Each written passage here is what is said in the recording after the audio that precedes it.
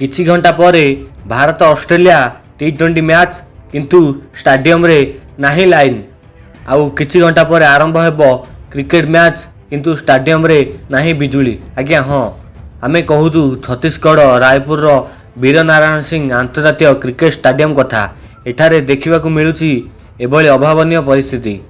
ଆଉ କିଛି ଘଣ୍ଟା ମଧ୍ୟରେ ଏଠାରେ ଆରମ୍ଭ ହେବାକୁ ଯାଉଛି ଭାରତ ଅଷ୍ଟ୍ରେଲିଆର 4 ନମ୍ବର ଟି20 ମ୍ୟାଚ୍। ହେଲେ ମ୍ୟାଚ୍ ପୂର୍ବରୁ ଷ୍ଟାଡିୟମରେ ଦେଖିବାକୁ ମିଳୁଛି ଏହିପରି ଅଚଳାବସ୍ଥା। ତେବେ ଏହାର କାରଣ ବାକିଥିବା ଅତ୍ୟଧିକ ବିଜୁଳି ବିଲ୍ ବୋଲି ଜଣାପଡ଼ିଛି।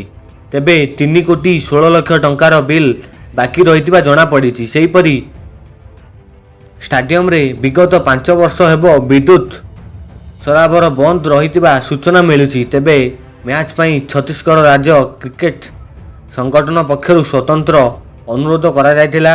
ତେବେ ଅନୁରୋଧ କ୍ରମେ ମାତ୍ର 200 କେବିର ଅସ୍ଥାୟୀ ସଂଯୋଗ ଦିଆଯାଇଛି, ଯାହାଦ୍ୱାରା କେବଳ ମାତ୍ର ଗ୍ୟାଲେରୀ ଏବଂ ବକ୍ସ ହିଁ ଆଲୋକିତ ହୋଇପାରିବ।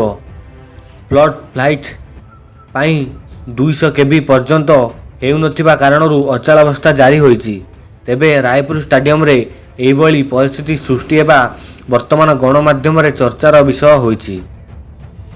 ତେବେ ମ୍ୟାଚ୍ ପୂର୍ବରୁ ଏହି ସ୍ଥିତିକୁ ସୁଧାରିବା ନେଇ ଏକ ବଡ଼ ପ୍ରଶ୍ନବାଚୀ ସୃଷ୍ଟି ହୋଇଛି।